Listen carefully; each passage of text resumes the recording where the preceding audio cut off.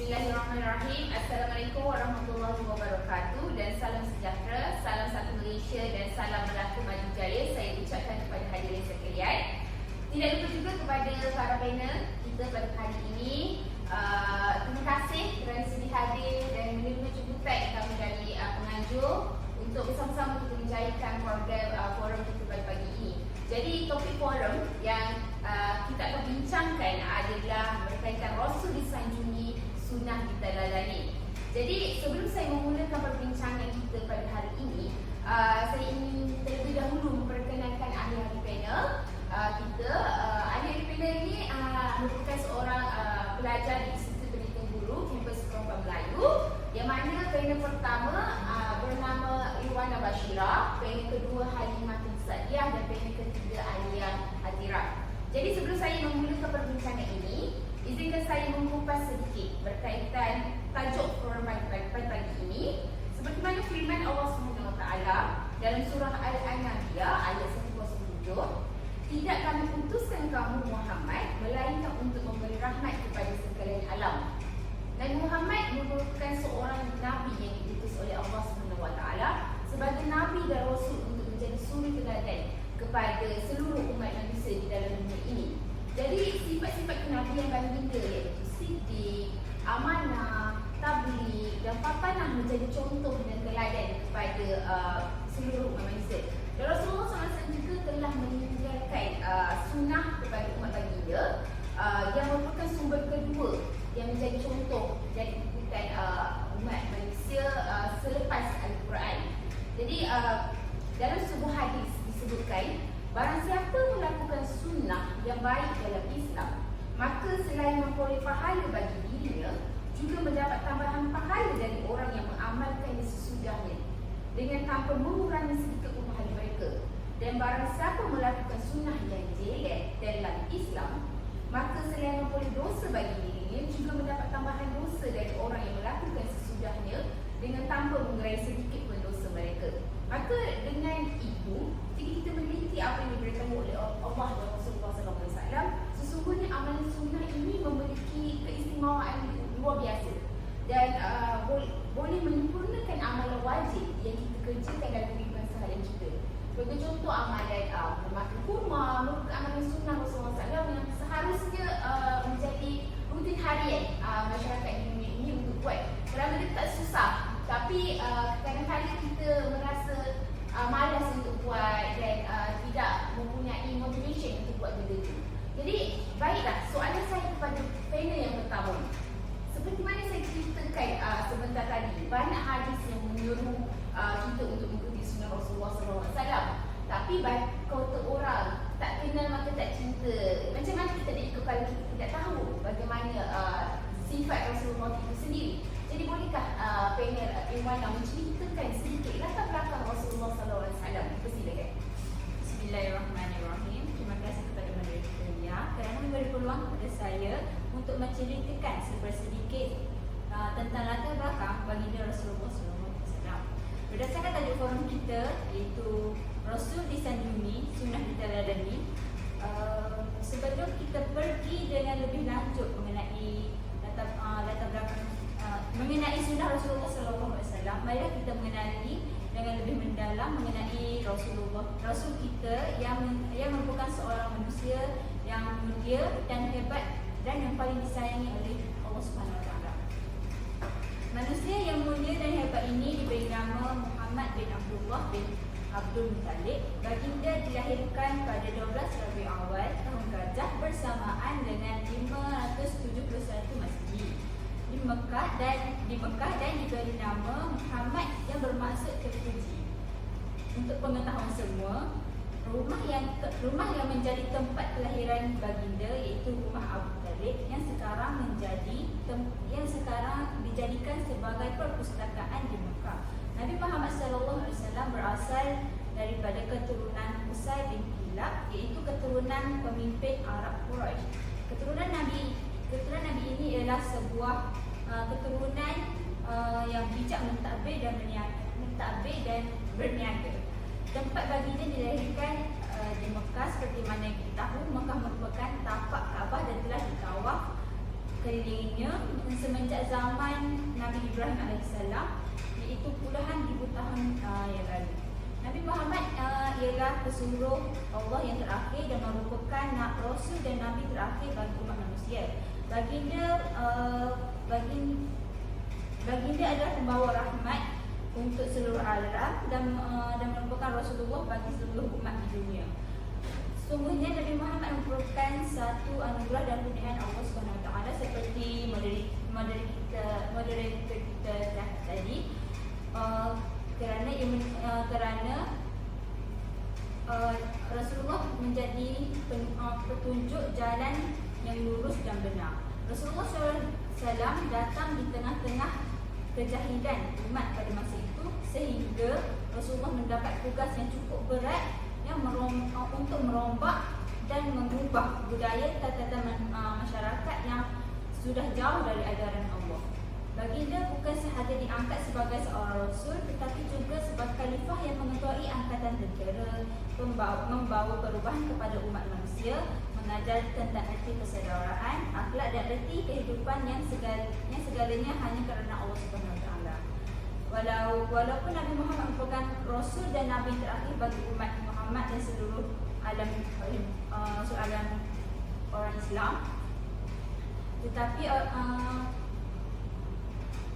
dalam Islam Nabi Muhammad merupakan pelengkap ajaran Islam setelah Nabi Musa dan Nabi Isa. Datuk Nabi Muhammad SAW bernama Abdul Muttalib dan mempunyai 10 orang anak lelaki.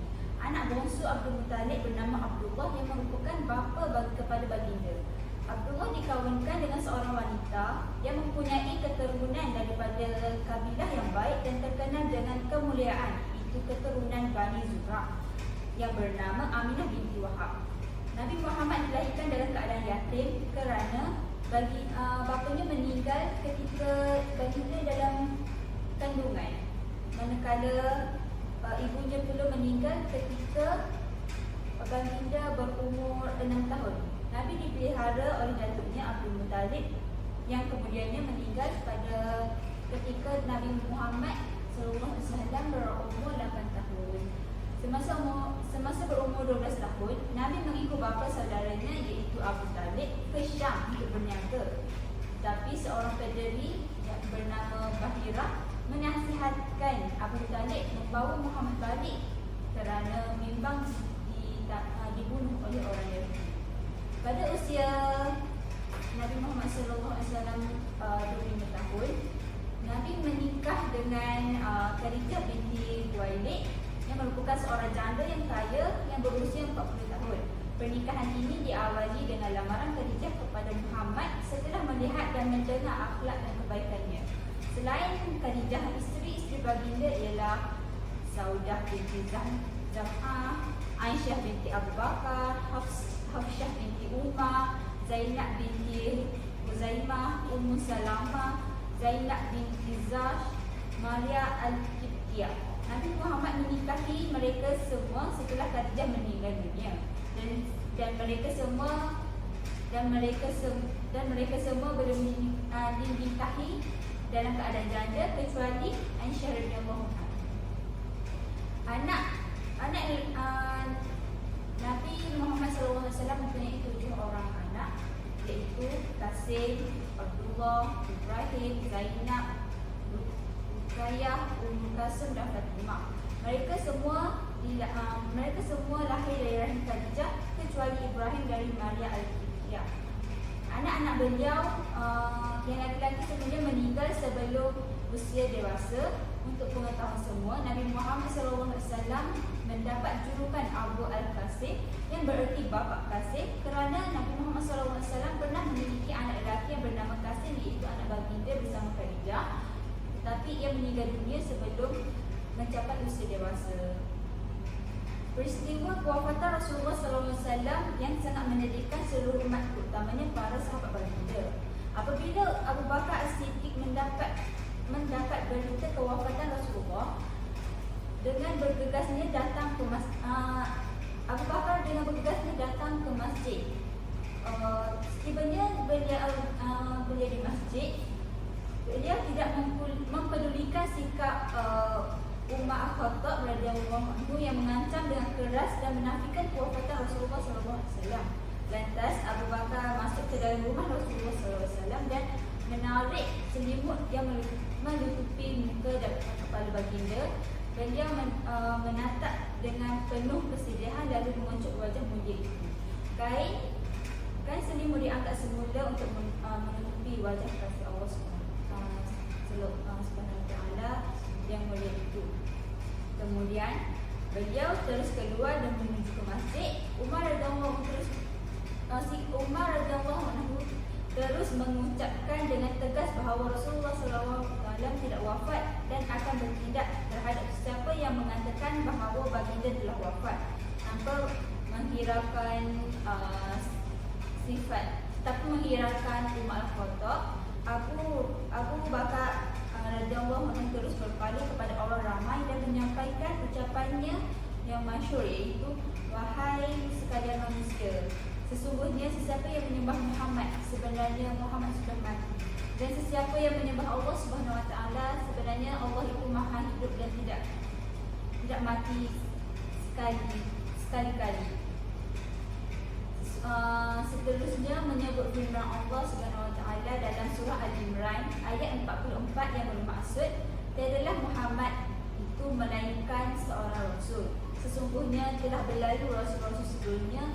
Adakah sekiranya Muhammad mati atau dirinya dibunuh, patutkah kalian berpaling tadah dengan menyelewengkan agamanya? Dan sesiapa yang berpaling tadah dengan menyelewengkan agamanya, maka dia tidak mendatangkan apa-apa mudarat kepada Allah sekalipun.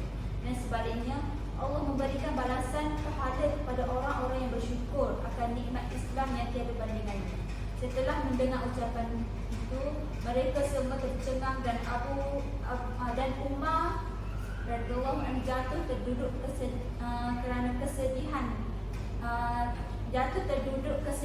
kerana kakinya sudah tidak dapat menampung lagi jasadnya. Seolah-olah ayat yang dibacakan oleh Abu Bakar radhiyallahu anhu itu baharu sudah sahaja diwahyukan. Demikianlah bukti kecintaan para sahabat terhadap Rasulullah SAW yang tiada tolak bandingnya. Rasulullah SAW wafat pada hari Isnin 12 Rabiul Awal tahun ke-11 Hijrah selepas terbitnya matahari ketika baginda berusia 63 tahun. Terima kasih kepada Benya Nuana yang menceritakan secara mendalam tentang latar belakang Rasulullah SAW dari awal dia lahir sehinggalah kewafatan baginda Rasulullah SAW. Jadi kita dapat lihat Nuana ada menceritakan berkaitan sifat-sifat Rasulullah SAW sehingga membuatkan sahabat-sahabat baginda tertarik, dan Khadijah sendiri berkahwin dengan Rasulullah SAW disebabkan akhlak mulia Rasulullah SAW.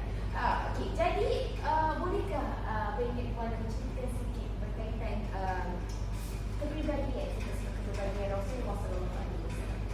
Nabi Muhammad SAW memiliki empat sifat yang terpuji. Yang pertama yang kita perlu tahu, iaitu Siddiq yang bermaksud berkata benar, amanah yang bermaksud dipercayai, tabligh menyampaikan, dan fatonah yang bermaksud bijaksana. Sifat Siddiq Nabi Muhammad SAW diakui sendiri oleh orang Arab Quraisy semasa dakwah Islamiah yang dilakukan di Mekah.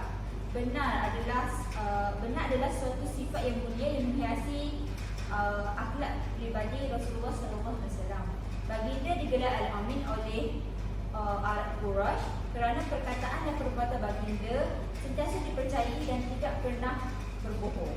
Panggilan Al-Amin terhadap Nabi Muhammad telah menjadi sebati sehingga panggilan Nabi Muhammad tidak digunakan lagi. Bukan sahaja percakapan yang benar, segala perbuatan baginda juga adalah bersifat benar. Abu Bakar juga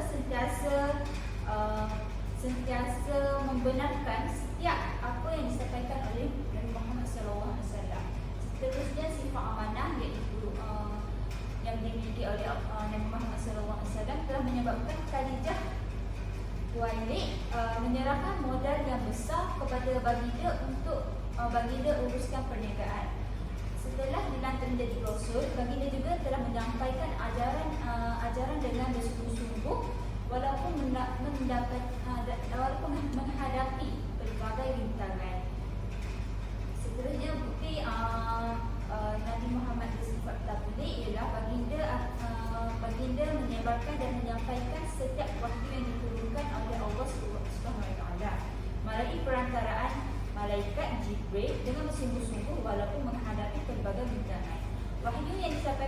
Nabi Muhammad SAW melalui dua cara, iaitu secara sembunyi dan kepada kaum kerabat dan secara terang-terangan.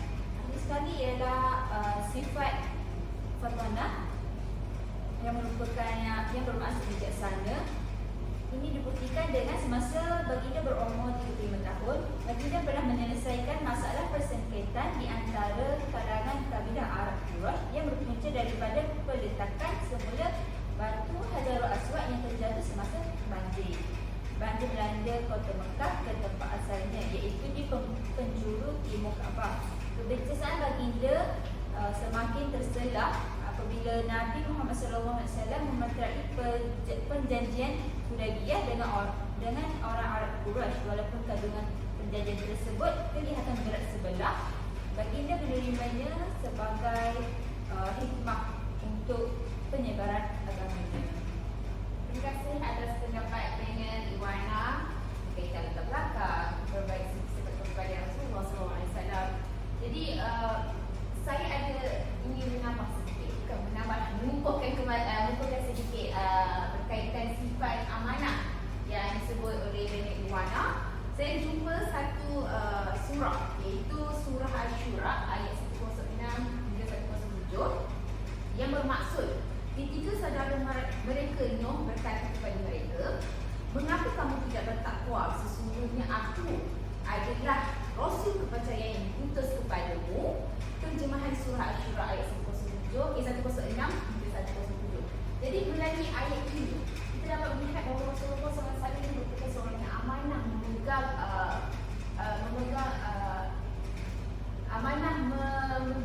segala wahyu yang disampaikan oleh Allah SWT kepada beliau, kepada baginda, iaitu walaupun baginda mengalami berbagai rintangan, berbagai cabaran dan tentangan daripada kaum Quraisy berkaitan dengan dakwah yang disampaikan oleh baginda, tapi baginda masih amanah dan jujur untuk menyebarkan dakwah agama Islam sehinggalah ke titik darah yang terakhir.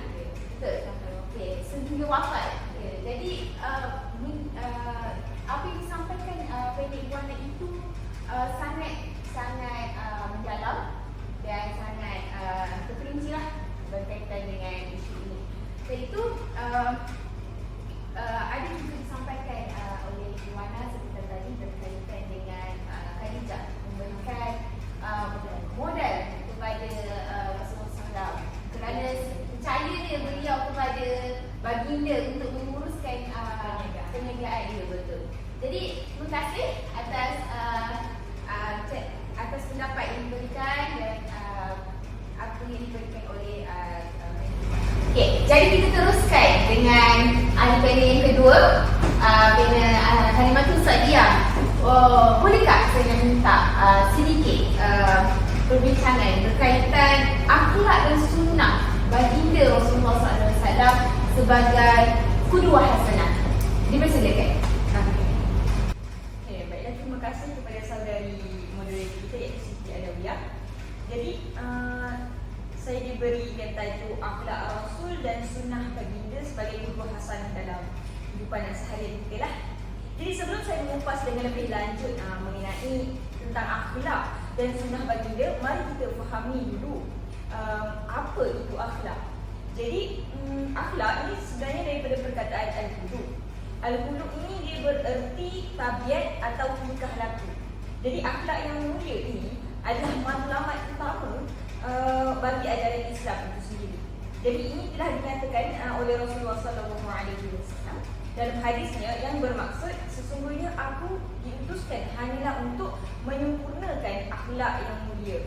Jadi Rasulullah itu datang kepada umat kita, umat Islam, umat Rasulullah ini untuk memberikan contoh teladan yang baik, contoh akhlak yang seharusnya memang patut diamalkan dan dicontohi oleh segenap lapisan manusia. Jadi akhlak yang mulia ini adalah merupakan tanda dan hasil daripada iman yang sebenar. Dia terhasil daripada iman yang kuat terhadap Allah. Jadi terhasillah akhlak yang mulia. Jadi tidak ada nilai bagi iman yang tidak disertai oleh akhlak. Sebagaimana yang kita tahu, tiada gunanya kita ni beriman tetapi tidak berakhlak. Sebenarnya penunjang utama dalam seorang diri manusia itu. Jadi Islam ini datang untuk memperbaiki manusia dengan cara terlebih dahulu membaiki jiwa, membersihkan hati, menanamkan sifat-sifat terpuji. Islam ini memang benar-benar dapat membawa manusia untuk mencapai kebahagiaan, kelapangan dan ketenteraman. Jadi sebaliknya manusia akan menjadi hina jika apabila ia merosakkan sifat, pembawaan dan keadaan yang kotor dalam jiwanya. Jadi itulah pentingnya akhlak. Okey, sebenarnya dalam satu lagi hadis riwayat Tirmizi, iaitu Abu Darda berkata, bersabda Nabi SAW maksudnya tiada sesuatu yang lebih berat dalam timbangan seorang mukmin di hari kiamat daripada husnul khuluq. Husnul khuluq ini maksudnya akhlak yang baik. Tak ada yang lebih penting daripada husnul khuluq, akhlak yang baik. Jadi sebagaimana saudari Iwana tadi kata, ada empat sifat yang wajib kita tahu, sifat kepribadian Nabi Muhammad, iaitu as-siddiq, amanah, tabligh dan juga fatanah. Dan empat ini sangat penting disebabkan atas dasar sifat-sifat yang agung dan menyeluruh itu, Allah menjadikan Nabi Muhammad sebagai teladan yang baik sekaligus sebagai syahid, iaitu pembawa berita gembira dan berita peringatan. Okey, seperti dalam satu Daniel, Allah berfirman dalam surah Al-Ahzab ayat 21, iaitu laqad kana lakum fi rasulillahi uswatun hasanatun liman kana yarjullaha wal yawmal akhir wa dzakarallaha katsiran. Yang bermaksud, sesungguhnya terdapat dalam diri Rasul ini teladan yang baik bagi mengharapkan ridha Allah dan juga ganjaran di hari kemudian, dan dia banyak menyebut Allah. Jadi terdapat beberapa akhlak terpuji Nabi Muhammad yang lain. Contohnya, sebagai contoh, ikhlas.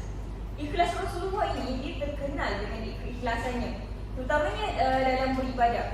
Okay, Al-Kafawi ni dia mendefinisikan ikhlas ni sebagai meniatkan ibadah ni sehingga hanya Allah yang semata-mata disembah. Okay, pendapat lain menyebutkan juga ikhlas ini adalah membersihkan hati, ucapan dan juga amal.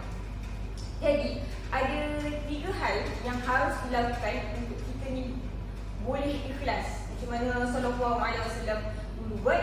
Pertama adalah kita buangkan sifat tamak dalam diri.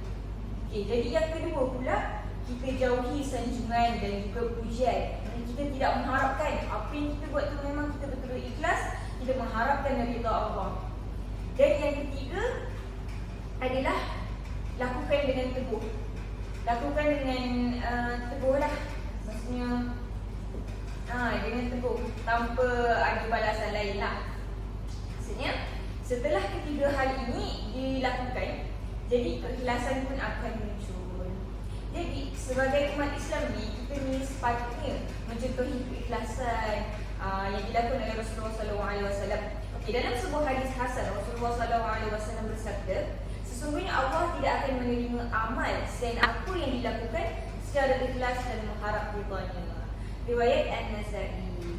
Jadi dalam hadis ni kata Allah tidak akan menerima amal-amal apa pun jika dia dilakukan tanpa ikhlas. Ya. Semua benda yang kita buat, amal apa yang kita buat, semua kita kena lakukan dengan seikhlas hati. Okey, jadi yang kedua yang kita boleh contohi daripada Nabi Muhammad SAW adalah Nabi Muhammad SAW ni, dia adalah yakin dan tawakal. Inilah akhlak yang patut dicontohi. Sepatutnya lah dalam setiap benda, dalam menjalankan segala urusan. Jadi baik urusan agama ke duniawi ke, bahkan Allah SAW memerintahkan umat Islam untuk bertawakal kepada-Nya. Seperti dalam firman Allah dalam surah Al-Maidah ayat 23, A'udzubillahi minasyaitonir rajim. Wa la tu'minu alladhina yakhafuna an'amallahu 'alaihim adkhulu 'alaihimul bab fa idza dakhaltumuhu fa innakum ghalibun wa 'ala Allahi fatawakkalu in kuntum mu'minin. Yang bererti berkatalah dua orang lelaki di antara mereka yang bertakwa yang telah diberi nikmat oleh Allah, serbulah mereka melalui pintu gerbang. Ini maksudkan tahanan negeri itu. Jika kamu memasukinya, niscaya kamu akan menang. Dan bertawakallah kamu hanya kepada Allah jika kamu orang-orang yang beriman. Jadi, memangnya tawakal ini sangat penting. Dalam apa-apa juga keadaan kita dalam mungkin dalam waktu sekarang pun kan kita ingin menghadapi peperiksaan ke apa kan. Setelah kita berusaha dan kita melakukan sehabis baik, seterusnya kita perlu bertawakal kepada Allah dan menyerahkan kepada Allah. Tapi bukan menyerahkan bulat-bulat, tapi menyerahkan setelah kita usaha. Ya, betul. Okay, jadi dalam sebuah hadis yang berasal daripada Umar Al-Khattab radhiyallahu anhu, Rasulullah sallallahu alaihi wasallam bersabda, sungguh seandainya kalian bertawakallah kepada Allah sebenar-benar tawakal, nescaya kalian akan diberi rezeki sebagaimana rezeki burung-burung. Mereka berangkat pagi-pagi dalam keadaan lapar dan pulang sore hari dalam keadaan kenyang. Riwayat Ahmad, At-Tirmizi dan Ibnu Majah. Okey, pernah dengar orang kata kais pagi makan pagi, kais petang makan petang. Okey, Bahasa. kita peribahasa yang sering kita dengar. Tapi jika kita ni mengharapkan Allah setelah kita berusaha, insya-Allah rezeki itu akan datang tanpa kita duga. Jadi selain itu ada lagi akhlak Rasulullah yang boleh kita contohi. Yang ketiga adalah murah senyum dan selalu ceria. Jadi ini pun sebenarnya sangat penting dalam kehidupan seharian. Jika kita amalkan, jadi apa biasa kita amalkan ni, kita akan, orang kata akan dapat ramai kawan. Kita akan senang berkomunikasi, kan? Jadi ini adalah salah satu, kalau kita nak berjaya dalam komunikasi juga, inilah salah satu caranya juga adalah murah senyum dan selalu ceria. Jadi Rasulullah SAW adalah sosok yang murah senyum dan selalu ceria. Beliau selalu mengeluarkan perkataan-perkataan baik. Dalam sebuah hadis disebutkan bahawa perkataan yang baik akan menaikkan darjat di syurga. Okey, jadi Rasulullah SAW bersabda dalam riwayat Ahmad dan disahihkan oleh Al-Alama Al-Albani dan sahih dalam Sahih Al-Jami'. Rasulullah SAW bersabda, dan yang termasuk mengangkat darajat adalah perkataan yang baik, menyebarkan salam, memberi makanan, solat malam saat manusia dalam keadaan tidur. Jadi perkataan yang baik ni adalah salah satu daripada perkara yang boleh meningkatkan darjat kita di syurga ni. Jadi melalui perkataan-perkataan baik ni adalah nanti kita senang untuk berkomunikasi dengan orang. Jadi orang pun akan selesa dengan kita. Jadi jika kita nak tahu, antara salah satu daripada dakwah yang berkesan sebenarnya adalah melalui perkataan yang baik. Sebagaimana Rasulullah SAW lakukan dalam dakwah baginda sendiri. Kesan daripada itu, ramai orang kafir Quraisy dan orang-orang kafir Madinah yang masuk Islam kerana terkesan dengan perkataan dan akhlak Rasulullah SAW itu sendiri. Jadi orang yang memiliki senyuman hangat ni, berkata baik dan selalu ceria adalah orang yang selalu diridui dan dicintai. Mana-mana orang akan teringatlah orang yang selalu bercakap baik ni. Jadi ada pun buah daripada bermuka ceria ni menumbuhkan kecintaan sesama manusia, kaum muslimin, menumbuhkan keamanan saat bertemu sesama muslim, mendapat ridha Allah dan juga dia dapat mengikuti Rasulullah SAW. Jadi sahabat hikmah meneladani akhlak Rasulullah merupakan salah satu bentuk ketaatan kepada beliau. Jadi akhlak terpuji adalah paling utamalah untuk kita dekatkan diri kepada Allah, kita meminang Rasulullah SAW. Jadi ada juga beberapa sifat Nabi Muhammad yang ditekankan dalam Al-Quran, iaitu belas kasihan dan penyayang. Okay, sebagaimana firman Allah dalam surah At-Taubah ayat 28, A'udzubillahi minasyaitonirrajim. Laqad ja'akum rasulun min anfusikum azizun 'alaihi ma 'anittum harisun 'alaikum bil mu'minina raufur rahim. Sadaqallahul azim. Sesungguhnya telah datang kepadamu seorang rasul daripada kaum sendiri, berat terasa olehnya penderitaan umat manusia, serta sangat menginginkan kebaikan untuk kamu semua, lagi amat tinggi belas kasihan serta penyayang terhadap orang mukmin. Okey, daripada firman ni bahawa Rasulullah SAW ni Allah turunkan memang dengan sifatnya, dengan akhlaknya memang terpuji, dengan tinggi belas kasihannya dan penyayang. Jadi jika nak dihuraikan, begitu banyak kisah tentang Rasulullah yang bersifat penyayang itu sendiri. Okey, sebagaimana Rasulullah SAW dia bersikap lemah lembut dengan kanak-kanak. Okey, Rasulullah ni dia ada pernah diceritakan lah sikap lemah lembut Rasulullah SAW ni terhadap seorang kanak-kanak yang pernah berkhidmat dengan Rasulullah selama 10 tahun. Okey, macam kita tahulah kan, kalau dah nama kanak-kanak ni mestilah adalah dia punya nakal dia punya macam-macam perangai kan, orang kata PL. Okay. Jadi sebab itulah kadang kita ni tak tahan kadang dengan perangai kanak-kanak. Jadi orang yang boleh tahan dengan perangai kanak-kanak ni memang orang yang luar biasa. Sebab sikap penyabar dia memang kena sangat tinggi. Macam mana Rasulullah SAW pun menghadapi dugaan, bentangan, menghadap musuh-musuh yang tak suka terhadap baginda. Ini seperti mana yang saya teringat kisah dulu sebelum masa Nabi Muhammad nak menyampaikan dakwah. Sebelum mula-mula kan Rasulullah menyampaikan secara sembunyi. Jika lepas tu dia nak menyampaikan secara terang-terangan, menerima tentangan yang sangat luar biasa sehingga dibaling batu, sehingga luka-luka, dibaling najis. Ya betul. Sangat jika kita sendiri pun kita tidak mampulah tahan dan tanggung kan. Jadi adalah pernah diceritakan dulu ni tentang kanak-kanak ni yang mempunyai pelbagai kerana. Nama dia Anas bin Malik yang berkhidmat 10 tahun kepada Rasulullah. Dia ceritakan tentang dan Anas bin Malik ni dia pernah berkata lah, dia berkata aku pernah menjadi pembantu Rasulullah selama 10 tahun. Namun beliau tidak pernah mempersoalkan, beliau tidak pernah walaupun sekali pun berkata cis kepadaku. Dia tidak menggunakan perkataan kasar langsung. Jadi walaupun beliau pun tidak pernah mempersoalkan apa yang aku kerjakan, apa yang Anas bin Malik ni kerjakan lah. Mengapa kamu tidak lakukan hal ini?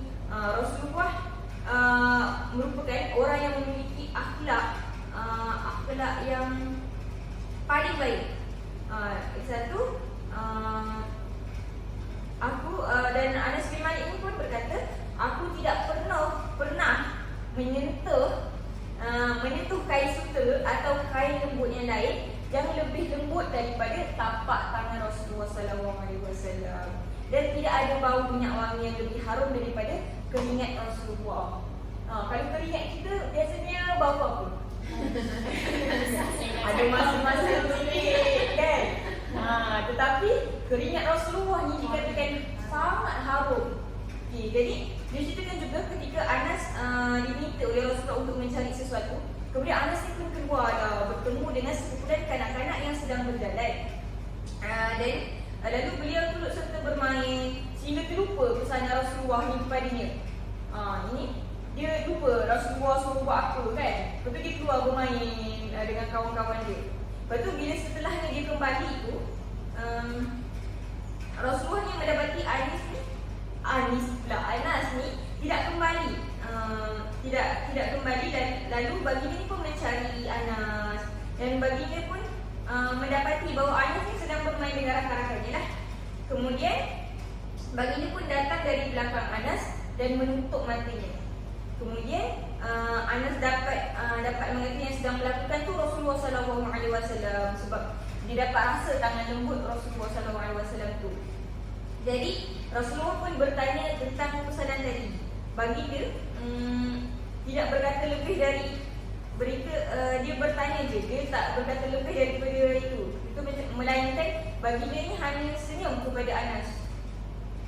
Okey, jadi dia macam ni tau. Biasanya kalau kita kan mak-mak nak tanya apa anak, contoh mak tanya anak pergi beli goreng pisang dekat depan tu. Kemudian pergi tapi bila mak nak tengok lah anak tu Lepas tu biasa kalau mak akan tanya, mana goreng pisang? Biasa kalau ada tu kan, mana goreng pisang? Kenapa tak beli goreng pisang? Tapi Rasulullah ni kalau dia tanya, dah beli ke belum? Macam tu lah. Dia tanya dengan lemah lembut dan dia hanya bertanya, dia tak mempersoalkan. Jadi itulah apa antara sifat lemah lembut Rasulullah yang diceritakan oleh Anas bin Malik. Jadi kita ni kan, kita kena faham bahawa lemah lembut ni dia bukan bermakna kita ni mengiyakan semua keinginan anak. Maksudnya anak-anak apa boleh nak kan. Itu nanti dia jadi makin keras kepala. Ya betul. Jadi jika anak kita ni melakukan kesalahan ke apa, kita tegurlah dengan cara yang baik. Sebab apa? Perkataan yang baik dapat melembutkan hati yang keras. Manakala perkataan yang keras boleh mengeraskan hati yang Keras. lembut. Jadi janganlah macam kita mengeluarkan perkataan yang baik, mencarutlah seumpamanya kan. Sekarang betul. Jadi boleh je kita menggunakan perkataan yang baik. Tidak perlu pun kita mengumpat, meninggikan suara, mencaci mereka. Itu hanya akan melemahkan semangat mereka sahaja. Jadi tugas tegas kita dalam mendidik ni, kita perlu tegas tetapi dengan cara yang lemah lembut. Mendidik dengan lemah lembut dalam berbicara tanpa mengeluarkan kata-kata yang kasar. Seperti manalah yang tadi Rasulullah SAW hanya senyum kepada Anas. Jadi Anas bin Malik ni dia sendiri rasa bersalah dan terus nak buat. Betul. Jadi itu tentang akhlak. Jadi kita pergi kepada sunnah pula. Baru sunnah. Okey. Jika nak diuraikan satu-satu tentang sunnah ni memang sangat banyak. Daripada segala aktiviti kita buat, kegiatan seharian kita buat ni memang banyak. Pelbagai sunnah kita boleh amalkan. Daripada kita ni bangun tidur, ada doa bangun tidur. Daripada kita nak masuk tandas, dua tandas, makan, minum, semua ada. Tapi at least Saya ambil. kita ni ambil. andai kita tak boleh nak buat semua sunnah Rasulullah, jadi kita amalkan ni. Jangan tinggalkan sunnah. Jadi kita amalkan seberapa banyak yang boleh kita amalkan dan kita istiqomahkan dalam kehidupan seharian kita. Okay, jadi saya nak kongsikan dalam satu firman Allah Subhanahu Wa Taala dalam surah Al-Imran ayat 31, Qul in kuntum tuhibbuna fattabi'uni. Yang bermaksud, katakanlah wahai Muhammad, sekiranya kamu semua cintakan Allah, maka ikutlah daku Nabi Muhammad, ikutlah sunnah baginda, ikutlah akhlak baginda, ikutlah.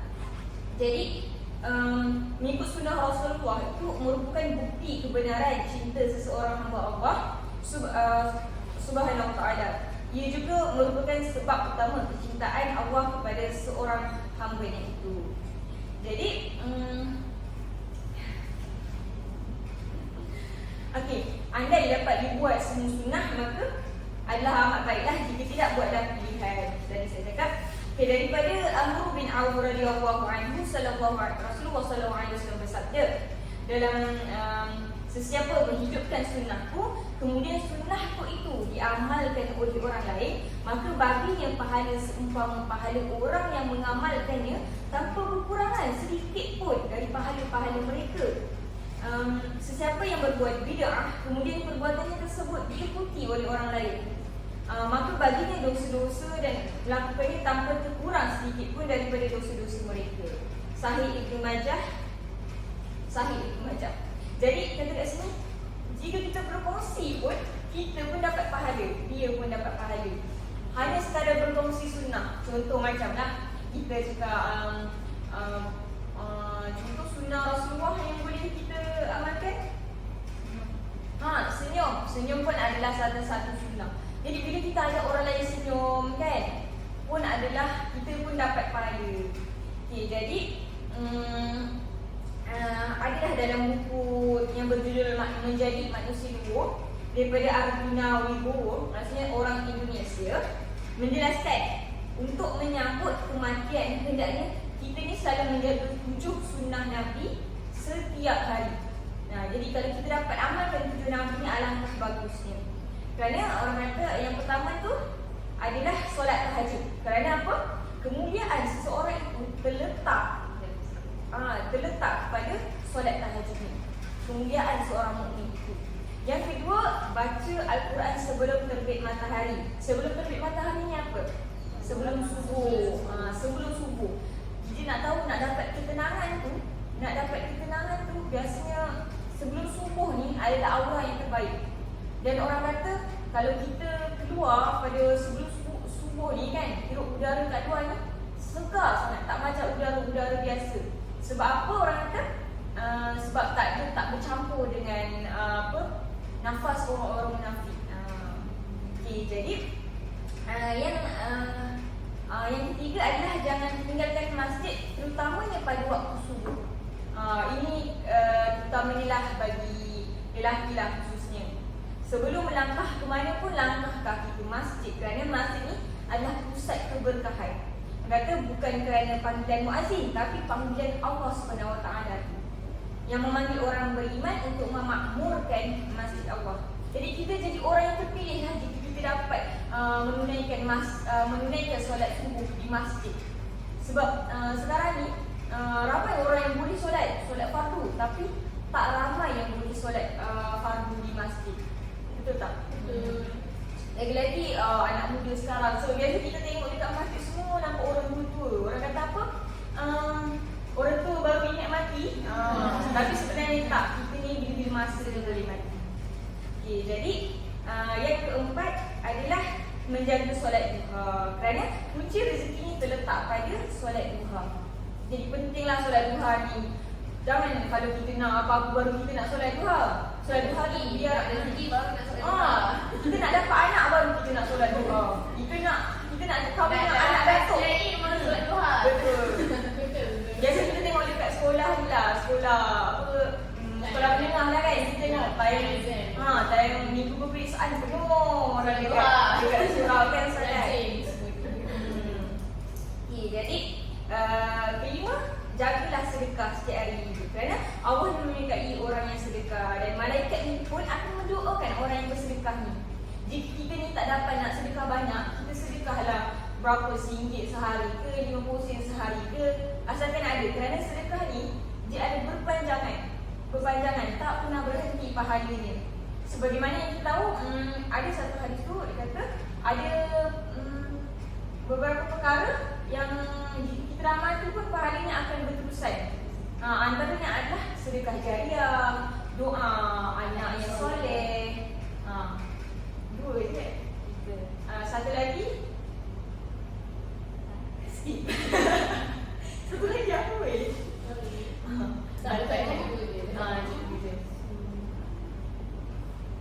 Ilmu. Okey, sebagaimana yang kita ketahui, ada 3 perkara yang akan berkekalan sehinggalah kita dah mati nanti pun berkekalan. Yang pertama adalah sedekah jariah, doa anak yang soleh kepada ibu bapanya, dan yang ketiga adalah ilmu yang bermanfaat. Okey, jadi itu sedikit daripada beberapa sunnah yang boleh kita amalkan. Jadi itulah sunnah yang boleh kita amalkan dalam kehidupan seharian. Kalau boleh istiqomahlah supaya kita ni mendapat berkatan daripada Allah Subhanahu Taala dan juga syafaat daripada Nabi Muhammad SAW. Jadi itu sahaja daripada saya rasanya. Okay, terima kasih. Jadi kedua, panjang lebar nanti. Sekali akhlak sunnah panjang lebar. Tapi menarik. Penyampaian yang menarik, berkongsian yang sangat menarik. Dan kita sebenarnya lagi bersujud bahawa akhlak ini sangat perlu dipupuk dalam diri manusia di dalam bumi ini. Dan sekarang kita tengok akhlak ni makin lama makin tak merosot dia, terutamanya dalam kalangan anak muda. Sekarang internet, lagi media sosial yang menjadikan mereka ini boleh bergaul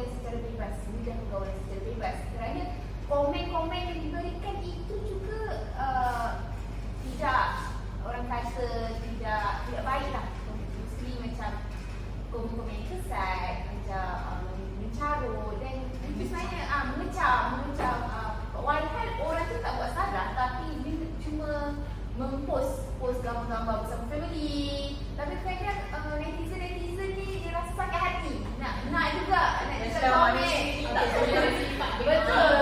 Nak juga komen. Sebab apa tu? Akhlak yang tak ada. Dan rasanya dia menjadi satu fitnah. Ya, dia jadi fitnah. Dan sebenarnya itu bertambahkan lagi dosa kita.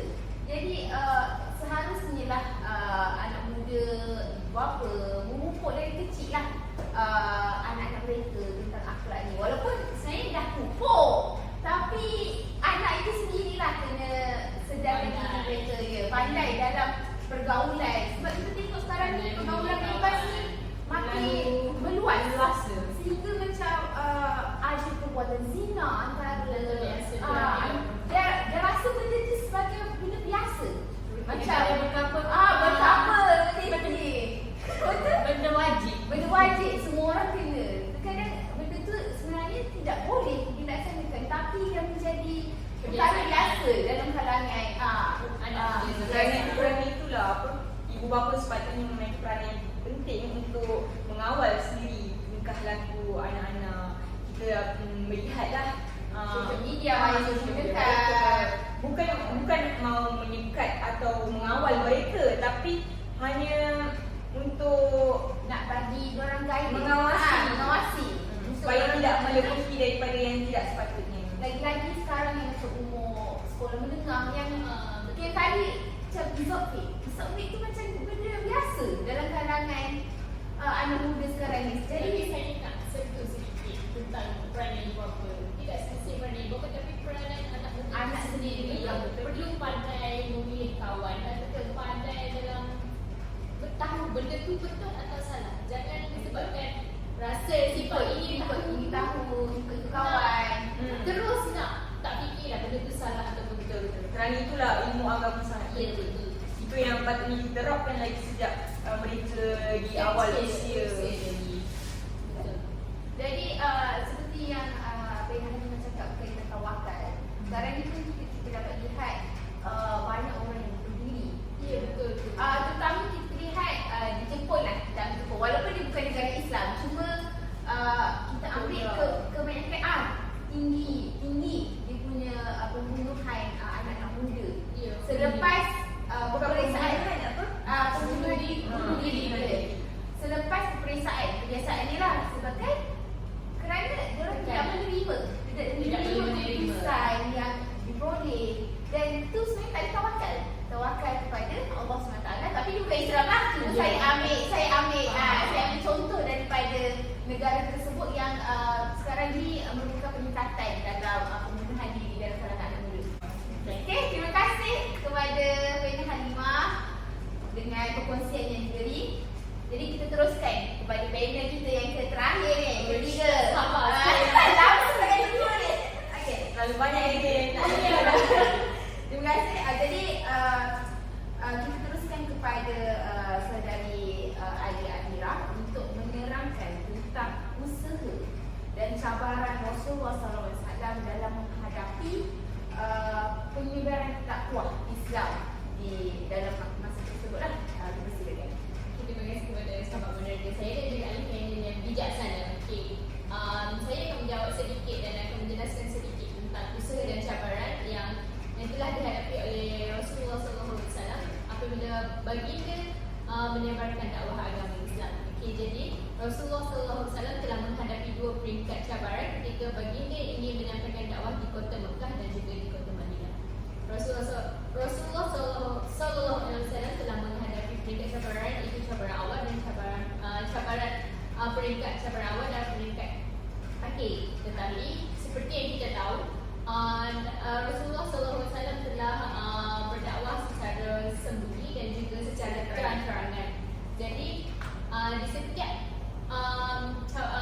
dakwah yang ingin disebarkan itu ada cabarannya, ada penentangannya, ada juga usaha yang dilakukan oleh Rasulullah untuk menyebarkan dakwah itu sendiri walaupun ditentang keras oleh masyarakat Quraisy.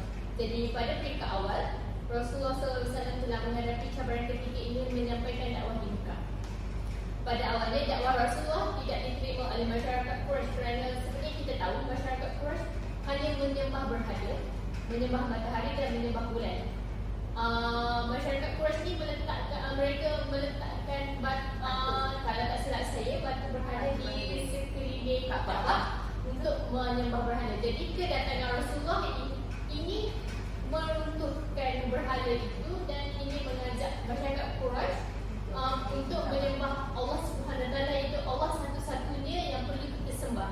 Jadi dakwah ini tidak diterima oleh masyarakat Quraisy kerana mereka fikir dakwah yang disebarkan ini adalah salah. Sebab mereka fikir berhala itu dia orang nampak, Allah Subhanahu Wa Taala tidak nampak. Jadi dia orang fikir dakwah ni betul ke salah ke, itu fikiran dia orang. Jadi inilah yang menyebabkan Rasulullah terpaksa bersembunyi untuk terpaksa melakukan dakwah secara sembunyi. Jadi orang pertama yang memeluk agama Islam yang seperti kita tahu isteri baginda iaitu Khadijah sendiri dan juga sahabat-sahabat baginda dan juga hamba-hamba. Kenapa hamba memilih untuk memeluk agama Islam dahulu?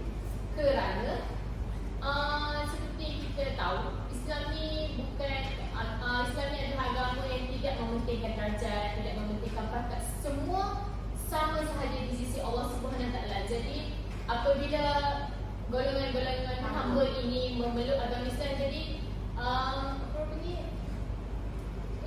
dia orang ni dilindungi. Jadi nasib dia orang ni dilindungi oleh Nabi. Ada tempat pergantungan. Ada tempat pergantungan, dia orang boleh berdoa, dia orang boleh beribadah. Jadi nasib dia orang ni memang terpelihara. Jadi ketika Rasulullah menyebarkan dakwah secara sembunyi, baginda juga mendapat penentangan atau cabaran.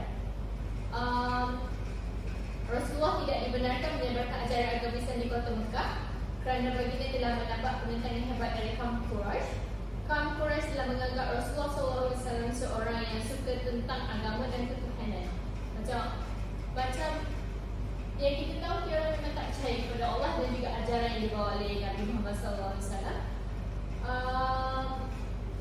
Rasulullah SAW telah menghadapi cabaran ketika berdakwah dan pelbagai penentangan telah dilakukan oleh pihak Quraisy untuk menentang dakwah Rasulullah SAW. Antara bentuk penentangannya ialah kaum masyarakat Quraisy telah bertemu dengan bapa saudara Nabi Muhammad SAW, iaitu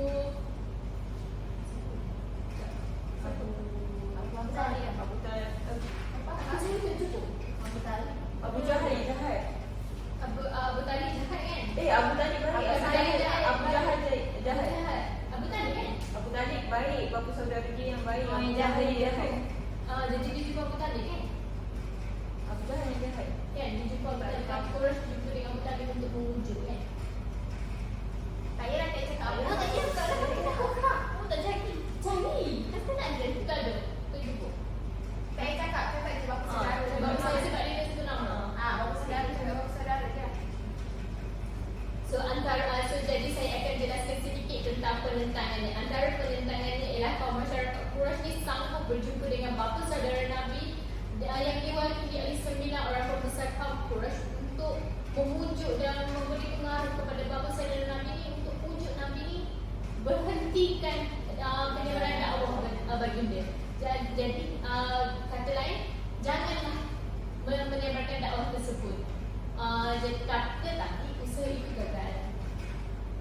Kerana bapa saudara Nabi tidak terpengaruh, kerana beliau menganggap dakwah yang dibawa oleh Nabi Rasulullah SAW itu benar sama sekali. Makin lama makin mereka tidak sabar kerana Nabi kerana Dakwah makin menyebar. dan baginda juga melarang kaum Quraisy untuk menyembah berhala, menyembah patung dan menyembah bulan dan matahari. Jadi mereka fikir kenapa salah? Padahal memang perbuatan itu salah, tapi mereka teruskan dengan keturunan betul tu. Meneruskan juga penentangan tu. Dia fikir Nabi Rasulullah salah, dia orang je betul. Tapi sebenarnya dia orang memang salah kerana menyembah batu berhala, bulan dan matahari. Jadi sepatutnya kita masyarakat Islam ni kena menyembah Allah Subhanahu Wa Taala saja. hanya Allah tempat kita bergantung. Jangan kita pergi kepada pergi bergantung kepada benda lain. Jadi Rasulullah juga telah difitnah oleh masyarakat Quraisy yang telah menggelarkan baginda ahli sihir dan menganggap Rasulullah SAW seorang yang penipu. Rasulullah SAW juga telah dianggap gila kerana mereka berfikir ajaran yang disebarkan oleh Rasulullah SAW adalah salah. Jadi di sini kita boleh nampak bahawa Rasulullah telah mendapat tekanan yang begitu besar ketika baginda mendakwah demi menyebarkan ajaran agama Islam. Tentangan yang hebat ini menyebabkan Rasulullah SAW menyembunyikan diri di Gua Hira. Di sini saya akan jelaskan sedikit tentang dakwah Rasul secara sembunyi. Untuk pengetahuan hadirin, ketika Rasulullah SAW menyampaikan dakwah secara sembunyi, kebanyakan daripada masyarakat yang telah meluk agama Islam seperti saya cakap tadi ialah golongan hamba. Golongan hamba tertarik dengan ajaran agama Islam kerana sifat agama Islam yang tidak memandang padat dan darjat. Semua adalah sama di sisi ajaran agama Islam. Pada ketika itu umat Islam perlu bersembunyi untuk beribadat, untuk solat dan juga untuk berjumpa dengan Rasulullah SAW. Mereka juga telah bersembunyi di lorong atau di lembah yang jauh dari orang ramai. Bagi saya, pada ketika itu sangat sulit untuk kita beribadat kepada Allah. Betul? Kita kena bersembunyi, jadi sangat susah. Sebab akan ditentang oleh kaum Quraisy. Sangat susah untuk kita beribadat kepada Allah. Jadi bersyukurlah kita Sekarang sekarang dengan negara yang aman dan boleh masih banyak yang dia betul-betul. Dia banyak yang menganggap remeh-temeh. ya betul. Okey, jadi saya juga akan kongsikan sedikit tentang cabaran yang dihadapi oleh Rasulullah SAW ketika ajaran agama Islam ini telah tersebar luas. Maksudnya baginda telah menyebarkan agama Islam secara terang-terangan. Masyarakat Quraisy telah memburukkan dakwah-dakwah yang telah disampaikan oleh Rasulullah SAW dengan memesongkan perhatian masyarakat Mekah melalui syair serta memburuk-burukkan baginda dan umat Islam.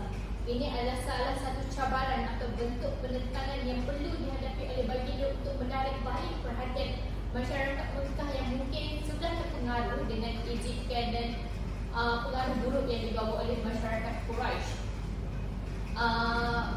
Selepas itu, Rasulullah SAW juga telah menerima penentangan masyarakat Islam dan juga Rasulullah telah menerima tentangan dengan menggunakan kekerasan. Mereka menyakiti dan memukul Rasulullah SAW dan umat Islam dengan menggunakan kekerasan seperti yang Pendek Irwana cakap tadi, menggunakan membalik batu, melempar najis. Jadi di sini kita tahu bahawa salah satu penentangan itu menggunakan kekerasan.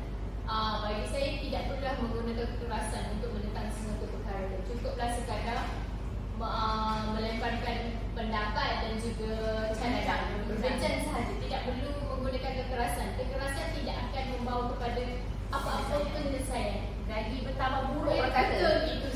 Berbincang dengan menggunakan dua hati yang tenang. Jangan berbincang dengan hati yang marah. Itu boleh membawa kepada satu pergaduhan. Jadi usaha memukul Rasulullah dan orang Islam ini tidak berjaya kerana Rasulullah SAW ini tetap juga meneruskan penyebaran dakwah baginda. Baginda tetap juga walaupun ditentang, dipukul, dicaci, tetap juga. Jadi mereka masyarakat Quraisy ni cerdik pandai, menggunakan taktik lembut pula, menawarkan harta, menawarkan pangkat dan juga menawarkan perbuatan cantik. Sekiranya Rasulullah SAW ni Kuat dia punya iman. kalau Rasulullah SAW Tak ada saya pun tak ada tu. kita lah kan diberi diberi pangkat, diberi harta, mestilah kita Akan ikut. ialah kita manusia biasa, tapi tidak dengan Rasulullah SAW. Bagi dia seorang yang sangat kuat iman, sangat sabar, sangat orang panggil pun sangat Amanah lah dalam tugas amanah, suami. sangat hebat untuk melawan godaan dan cabaran yang dihadapi.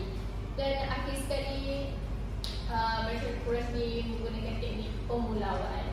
Diorang memulaukan keluarga baginda, hamba-hamba dan juga Rasulullah SAW sendiri, seperti tidak menjual barang-barangan kepada Rasulullah, tidak bercakap. Teknik ini digunakan sekejap saja kalau tidak silap saya, sebab tidak berkekalan kerana mereka sendiri yang menegur Rasulullah, mereka sendiri yang menegur Rasulullah SAW. Jadi di sini kita boleh nampak sendiri bahawa Rasulullah SAW memainkan peranan penting. Berbagai cabaran yang dihadapi oleh baginda untuk menyebarkan dakwah yang telah diamanahkan oleh Allah SWT kepada baginda.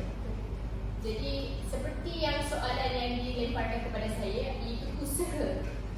Ada juga usaha yang Rasulullah SAW juga berusaha untuk menyebarkan dakwah baginda. Baginda telah membina masjid sebagai pusat ibadah dan dakwah. Apabila ada masjid, apabila ada masjid, umat Islam yang telah agama Islam boleh melakukan dakwah beribadah dengan sempurna. Mereka boleh tidak sembunyi, tidak perlu pergi nak solat kat lorong, tak perlu.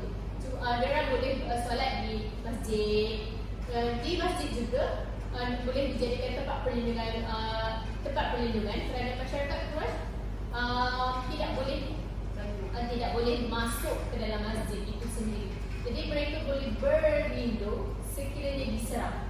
Di dalam masjid juga mereka boleh mengatur strategi peperangan sekiranya ada peperangan berlaku.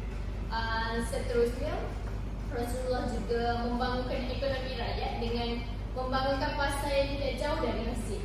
Hal ini juga telah memberikan keuntungan kepada umat Islam kerana mereka dapat melakukan kegiatan jual beli di situ. Jadi masjid pun dekat dengan pasar. Jadi mereka, apabila jual beli berlangsung, mereka juga boleh melakukan ibadah. Jadi orang panggil apa? Situasi dua dalam satu menang lah. Jadi kita beribadah, sama-sama beribadah, kita mencari sumber rezeki yang halal. Jadi di situ kita dapat melihat usaha dan kebijaksanaan Rasulullah SAW sendiri untuk menarik perhatian orang bukan Islam dan juga umat Islam sendiri untuk mengukuhkan lagi, dan kalau orang bukan Islam untuk menarik minat mereka untuk masuk dan memeluk agama Islam itu sendiri. Jadi itu sahaja daripada saya. Terima kasih kerana sudi mendengar. Terima kasih saudara Alia. Panel terakhir kita tadi. Tapi soalan berhabis lagi. Para panel. Saya tertarik dengan pencerahan yang diberikan oleh panel Alia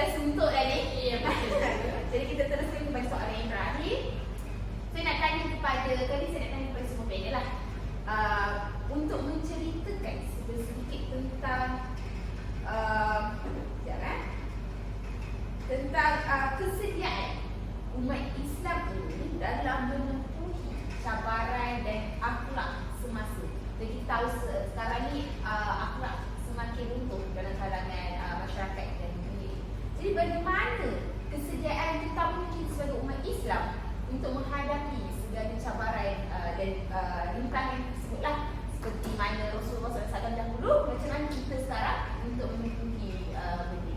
Jadi kita mulakan dengan saudari Iwana, boleh? Boleh. Okey, dipersilakan. Bismillahirrahmanirrahim. Seperti yang sedia maklum, antara perbezaan cabaran umat terdahulu dengan sekarang dapat dikatakan sangat jauh beza. Perkara ini dikatakan demikian kerana cabaran perubahan berubah seiring dengan peredaran zaman yang sentiasa berlaku dalam dunia Islam. Tujuannya hanya satu, iaitu menjauhkan umat Islam dari petunjuk Allah SWT dengan memecah belahkan mereka mengikut bangsa, kaum dan mazhab. Namun bagaimanapun cara dan pendekatannya yang berbeza. Isu akhlak semasa yang membimbangkan semua pihak adalah keruntuhan akhlak itu. Soal keruntuhan akhlak golongan remaja sudah lama dibincangkan, namun masalahnya tidak pernah terselesaikan. Remaja merupakan usia emas yang perlu dipandu ketika ini, kerana ketika ini pemikiran, kematangan dan jiwa akan dibentuk dan dibina. Kegairahan, sikap ingin berseronok semuanya ada dalam diri remaja, tetapi bagaimana dan ke manakah ia dihalalkan adalah menjadi persoalan yang harus kita persoalkan dijawablah oleh setiap daripada kita. Jadi perkara ini perlu dipandang serius kerana apabila generasi muda sudah rosak akhlaknya, dikhawatiri agar kerugian sumber manusia dan seterusnya menggugat kestabilan negara kita juga. Soal nilai dan akhlak tidaklah boleh dipisahkan daripada kesenian kerana seni sebahagian daripada budaya.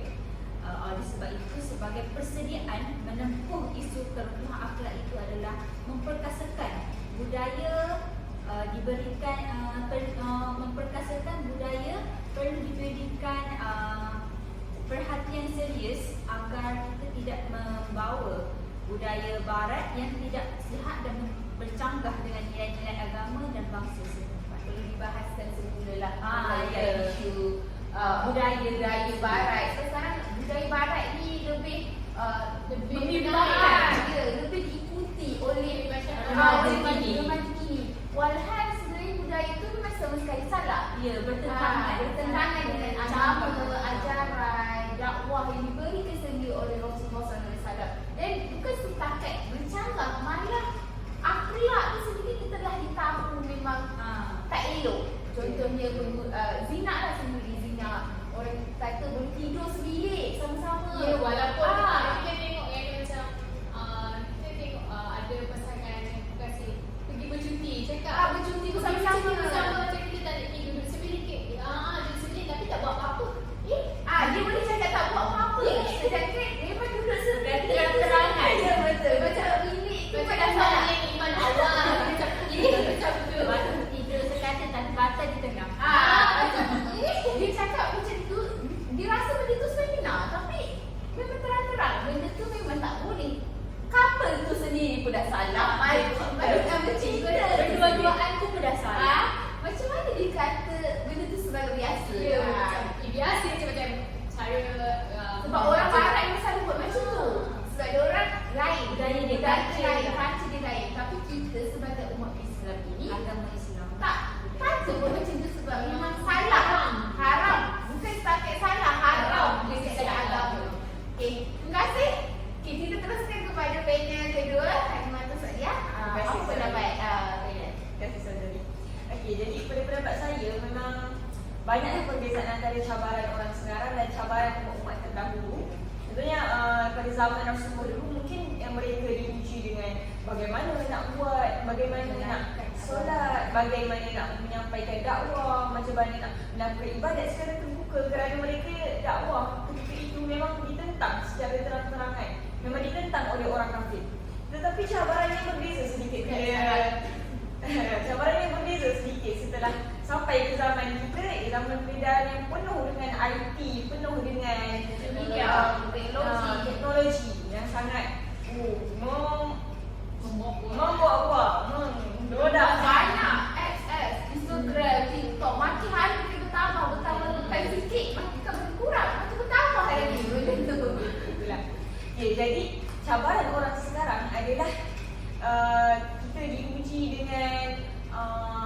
bagi saya lah kita diuji dengan bagaimana kita nak melakukan ibadah itu. Kalau orang dahulu berpusu-pusu nak melakukan ibadah secara sembunyi-sembunyi kerana takut dibunuh, dia apa, tapi kita ini boleh melakukan ibadah tetapi tidak ingin melakukan ibadah. Kita ini melakukan ibadah tetapi sering macam diejek-ejek. Orang sekarang macam kalau kita buat ibadah tu macam orang macam jadi alim.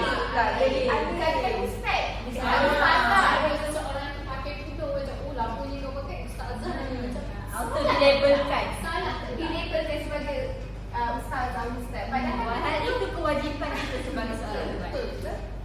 kita digelar dengan panggilan-panggilan yang tidak boleh. Malah ada yang diejek jika buat kebaikan. Okay. Jadi salah satu cabaran lain adalah kita ni bila hidup di zaman penuh dengan IT ni, secara maklumat, segala maklumat, segala apa yang disampaikan itu memang sekejap, hanya di hujung jari. Wifi, orang kata wifi internet sangat laju. Sehingga baru post tadi dalam seminit, orang daripada Afrika pun boleh nampak. Bukan seminit lah, cakap saat je dah. Saat je orang kat Afrika, orang dekat Amerika, orang dekat Pakistan, Hindustan, semua yang boleh dapat. Jadi cabarannya adalah sekarang ni bila kita hidup dah makin lama kan, dunia dah semakin tenat, makin banyaklah ajaran-ajaran baru yang muncul, ajaran sesat yang kita tak pernah tahu tiba-tiba ada. Contohlah macam ajaran sesat Ayah Pin, ada juga ajaran sesat yang lain yang muncul dekat Malaysia tahun 1990-an dulu. Sebagai contoh, ada satu yang diadaptasikan daripada kisah benar, filem diadaptasi daripada kisah benar tentang ajaran sesat itu sendiri, di mana perempuan itu menjadi imam. Ada pernah terjadi dahulu, sehingga ajaran sesat itu sangat berleluasa sampai kita ni tak tahu mana yang betul, mana yang benar. Betul. Sebab itulah pada pendapat saya, kita ni betul-betul kena pegangan agama yang sangat kuat. Betul-betul kita kena amalkan, kita kena pegang dua ni, iaitu Al-Quran dan juga Sunnah. Dan dua perkara ni bila kita pegang, insya-Allah Rasulullah pun pernah bersabda, jika dua perkara ini yang tinggalkan ini kau pegang, selamatlah insya-Allah. Okay, jadi pendapat saya lah kan, umat Islam ni memang perlu memantapkan lagi ajaran Islam daripada dalam diri lah, khususnya daripada sejak kecil lagi, kanak-kanak, anak-anak perlu diterapkan lagi dengan ilmu-ilmu agama supaya mereka bila dah besar nanti mereka dapat amalkan dalam kehidupan seharian dan diturunkan lagi kepada anak-anak mereka. Jadi sebagaimana yang tadi saudari Irwana telah kupas tadi tentang isu akhlak. Isu akhlak ini sangat-sangat merisaukan lah. Tetapi apa yang penting, jika kita amalkan agama Islam yang sebenar-benarnya, insya-Allah akhlak pun akan menjadi lebih baik. Jadi itulah sahaja daripada saya. Terima kasih. Bagaimana pula pendapat dari panel Alia? Okey, bagi pendapat saya, saya akan sebut tentang sahabat, kawan. Setiap daripada kita ada kawan. Jadi kawan ni menentukan cara hidup kita. Kawan ni orang kata. Kawan ni salah satu orang yang boleh meruntuhkan akhlak kita, boleh menaikkan akhlak kita. Ada kawan yang boleh membuat akhlak kita jadi lebih baik. Daripada dulu kita tak suka solat sangat, jadi kalau kita kawan dengan dia ajak kita selalu solat, masjid, baca Quran. Jadi kita mula terpengaruh dengan dia, jadi akhlak kita jadi baik. Jadi kita tidak mudah buat perkara yang yang salah di sisi agama. Jadi kita mudah buat pahala. Tapi ada juga zaman sekarang yang saya kata 90% lah kawan yang susah kita nak jumpa yang baik. Bukan kata semua jahat, tapi kawan yang mungkin akhlak yang baik. Sekarang kita tengok kaum lelaki lah, kawan susah nak jumpa kawan lelaki yang baik. Kita jumpa kawan yang akhlak dia macam tak buruk, tapi macam boleh meruntuhkan akhlak seseorang. Macam remaja mempunyai sifat ingin tahu, ingin mencuba. Jadi kawan dia tu, contoh kawan dia hisap, macam hisap shisha, menggunakan dadah, minum arak. Jadi dia ajak kawan dia, jomlah kita, kau remaja, jomlah kita buat macam ni. Benda tu salah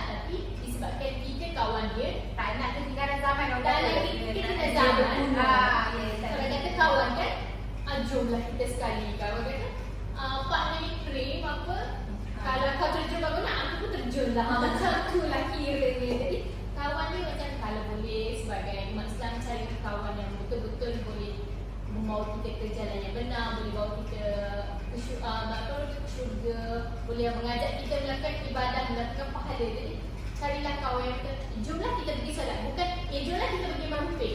Jomlah bukan. Bukan begitu. Jangan cari kawan yang boleh merosakkan akidah dan akhlak kita.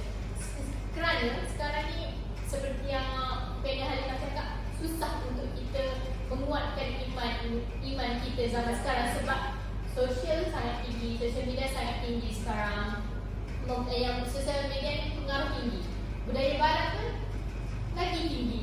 Jadi remaja zaman ini perlu mendalami ilmu agama, perlu pandai pilih kawan, perlu orang kata kalau ibu bapa cakap tak boleh lah. Jangan kita nak ikut kepala kita cakap mak ayah pongpong lah macam ni, tak boleh.